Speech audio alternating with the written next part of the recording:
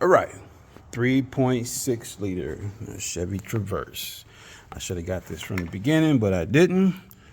This is what I'm working on, the timing chain. It's a pretty big pain in the butt job.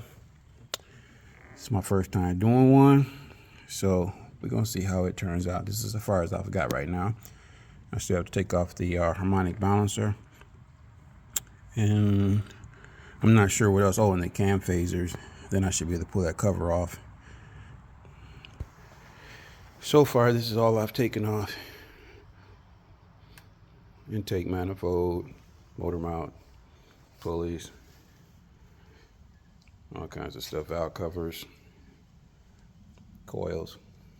I also took off the wheel well here, the plastic lining, just so I can get to everything a little easier.